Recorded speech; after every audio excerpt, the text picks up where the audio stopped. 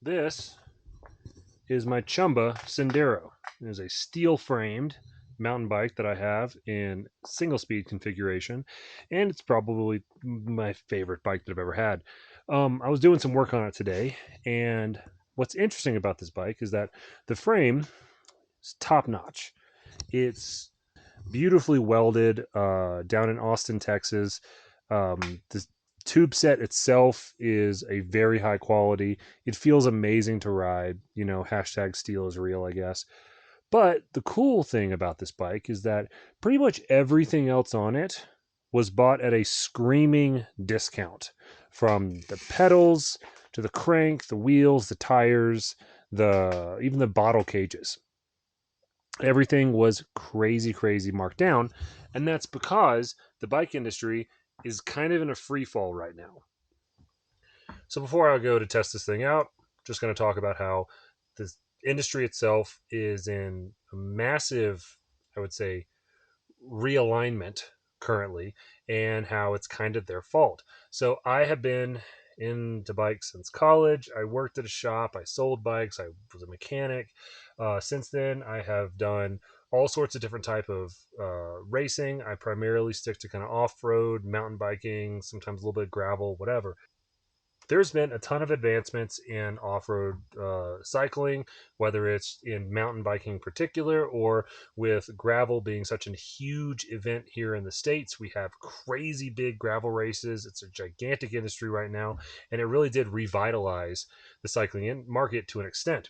While there's been so many advancements in cycling off-road in America for the past 30 years, it's interesting to note how poorly the industry is doing right now. There are tons and tons of layoffs in very big companies. Some companies are just completely shutting down, and you've got things like sponsorships completely drying up. There's an entire genre of YouTube dedicated to cycling and mountain biking, and oftentimes these are even smaller creators, and they've even lost tons of their own sponsorships. So we can look back, let's say the year 2000 or so, and mountain bikes in general, because gravel bikes weren't a thing yet, mountain bikes were all roughly the same. It was generally a very high end carbon fiber hardtail or full suspension. Not many full suspension mountain bikes at that time. They all had basically the same standards, and they went for a lot of money, especially in the year 2000. We're talking, upwards of $3,000, which, if you looked at the top end of today, seems so quaint, because the top end today is well over $10,000. Now, some people might scoff at that amount, right? So why would anyone spend that much money on a bike? Now, for anyone who's actually watching this who doesn't know really much about cycling or bikes in general, I know most cyclists are a bunch of weenies. I get that. But bikes are cool and they're fun to ride, especially off road. So there's two types of bicycles that exist in the world for most people. You have bikes. This bike here is a mountain bike. It's full suspension, very nice. It's a hardtail mountain bike. I have a bike over here that is set up in a different way, but again, looks fairly standard, right? Um, those are all bicycles. The other type of bicycle is not actually a bike at all. We call those bike shaped objects. A bike shaped object is not me being crass or elitist saying that, oh, my bike is so much better and you spent your no money on your bike, so that's bad, blah, blah. No, no, no. This is completely different. So a bike shaped object is literally what it says. It is a object shaped like a bicycle. They are sold in Walmart, in Target, in Academy, etc. These are all created by one company called the Pacific Bike Corp, and they flood the US with incredibly cheap bicycles. They don't have any of the same standards usually. They're not made of the same materials. The metalwork is incredibly shoddy. You're not supposed to ride them really anywhere for the liability's sake. They are not meant to last. They are meant to be bought for a grandkid or something, and it's going to be left in the yard overnight and it's going to rust. For somebody to drop $1,000 on a bicycle might sound crazy, but that bike is going to last them literally their entire life if they just keep up the bare minimum maintenance, which is a good thing, right? Okay, so when I was looking at getting a full suspension mountain bike a couple years ago, kind of replacing one of my carbon fiber bikes. I was looking at other carbon fiber frames, and I was looking at prices up to $3,500 for the frame itself. Now, this is back in like 2019. So as the years progressed, from the 2000s, the 2010s, etc., the prices were just going up and up and up and up. So mountain bike standards have changed a ton. Gravel bike standards have changed a ton. It's understood that our materials are better. We've got better components. We have better understanding of how these things are going to be used and work, etc. Bikes are just made very well these days. So obviously the price is going to go up, right? Well, by how much though? Because even when you take inflation into account, the prices were going crazy. A mountain bike from the year 2015 was way, way better than a similarly priced mountain bike from 2005 or so, and definitely from 1995. So I get that there's been technological advancements. That's goes without saying. It was not uncommon for just a mid-grade like component set and suspension set on a carbon fiber frame to go for $6,000, which is absurd for like SRAM GX or Shimano Dior or something. Like $6,000, even when you account for inflation, is way more than even your top of the line bikes even 10 years prior. So then 2020 happened, and you had the COVID-19 virus, which came from the Wuhan bioweapons lab. They had a little oopsie moment with their gain of function. Somebody got a little bit of a runny nose, and then it became the entire world's problem. So where do you think all of most bike components come from? They come from like China and Taiwan. They have all the industry there to make like the fork, the wheels, the cranks, the pedals, this shock, the seat, like almost all of this bicycle came from like Taiwan or China, except for the frame. COVID happened, and your supply chains went to a halt. When that happened, nobody could get parts. But another strange thing about COVID was suddenly everybody wanted to get outside and ride a bicycle.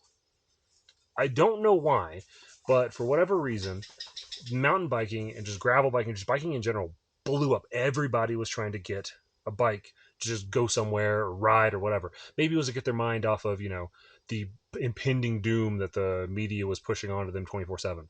Every single bike shop was basically out of bicycles. It was a drought. And they couldn't get any new ones because, again, supply chains were shut down. The demand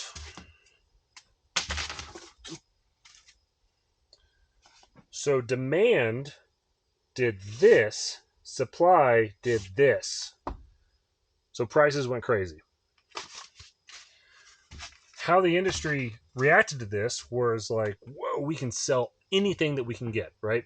So every single purchasing department for Specialized and Giant and Trek and whoever just placed massive POs. And it's like, when this thing kind of gets kicked off again and we get our supply chains back open and rolling, we are going to sell everything, right? Line go up. However, line did not go up because as time progresses, right, demand kind of did this, and then supply did this. So suddenly, we had a flip. Supply was huge, roughly around 2022 or so.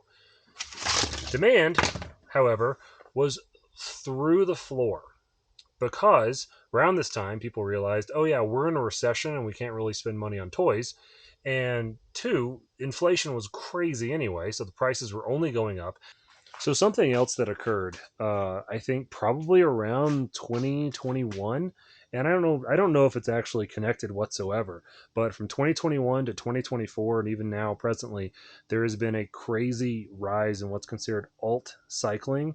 It's this people are kind of moving away from the big brands and carbon fiber and all this stuff. Like carbon fiber, I mean, it hit the cycling community like, I don't know, crack cocaine hit black communities in the 80s or opioids hit trailer parks in the 2000s. I mean, it was everywhere. You couldn't get a bike without it if you spent a certain amount, which is good. Carbon's a great, it's good. Carbon is a good material. But there was a lot of people that were looking at the industry and was like, listen, I don't race. I just want a bike to ride around. I want a bike that I can do pretty much anything with. And so you had this rise in the alt cycling community. You have a resurgence right now in steel and aluminum and titanium frames and materials. If you're riding a bike, especially like to work or whatever, you're very, conscious about the earth and all that crap. Um, Carbon fiber is not exactly recyclable, especially the carbon fiber they've been using in the cycling industry for over 2 decades. So, like this frame, it's carbon fiber. So are the wheels and, handlebars and such. It's got some carbon bits on there. It's a nice lightweight bicycle. But like none of the carbon on here is truly all that recyclable. So all the people that were buying bicycles to kind of save the environment were buying carbon fiber ones, and the carbon fiber didn't exactly last that long, and also it couldn't be recycled, so it just went into a landfill. Whoops. The industry set crazy high prices for bikes. They were pushing that even for a beginner, you had to drop at least $2,000 to $3,000 for anything semi decent. COVID happened. They saw the bike industry start exploding. Your supply went down. They over purchased, and suddenly now they're stuck with all of these parts and bikes that they can't sell because it's a recession, a very obvious recession that if you were paying attention, you would have seen coming as early as 2020. So all of these choices have resulted in the industry and cycling industry in general having to cut ties with sponsorships. They've had to really tighten up. They've done layoffs. Some places have even shut down. And it's all they're doing. We'll see what happens in the next few years. Personally, I think we're at a bottom. So if you want to purchase anything bike related, now is a really good time to do it. Couple that with the rise in the more alt cycling space where people are looking for a little bit more from their bikes. They're looking for something that's going to last for a long time. They're looking for something maybe for inexpensive, kind of do everything bikes. And a good bicycle is going to last forever as long as you take care of it. So hopefully you maybe learned something. I don't know. But if you're interested, get out there. There's some great deals and get on a bike because bikes are fun. So anyway, that's it.